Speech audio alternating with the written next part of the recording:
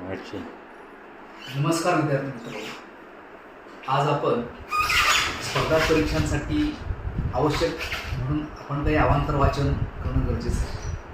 आता या अवांतर वाचनासाठी नेमकं काय वाचावं असा जो एक प्रश्न असतो, तर आपण यासारखी छोटेखानी पुस्तिका या वाचनात आल्या तर नक्कीच त्याचा फायदा होतो.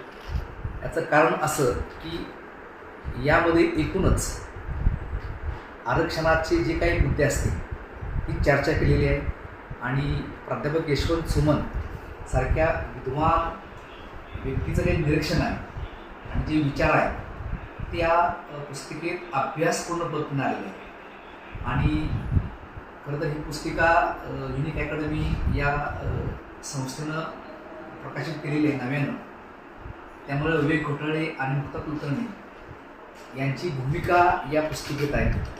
त्या भूमिकेनुसार जर आपण पाहिलं तर यामधील जे 4 लेख आहेत ते आरक्षणाचा प्रश्न, त्यानंतर धुळफेक, जाती असलेलं राजकारण, त्यानंतर सवनांसाठीचं आरक्षण, ही जी एक लेखमाला आहे ती लेखमाला आजही तितकीच योग्य आहे आणि त्याला किशोर बेडके यांची प्रस्तावना आहे. म्हणजे आपण जर बघितलं तर ही पुस्तिका आरक्षणाविषयाचे अनेक प्रश्न याची उत्तर तुम्हाला देऊन जाते.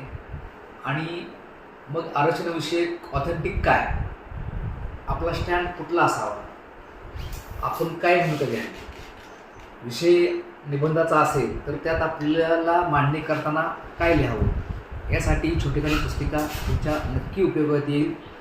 आपण ती जरूर वाचा.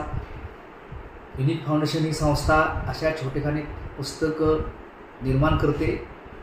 तुम्ही स्वतः ते पहा आणि तुमच्या लक्षात येईल की अरे यात सकस असं नक्की काहीतरी आहे जे खूप सारं मटेरियल अवेलेबल असतं, पण त्यापैकी पूरक पोषक असं जे काही हे मशागत करून दिलेलं आहे तुमच्या हाती, ते नक्की वाचायला हवं. पुस्तकाचे जे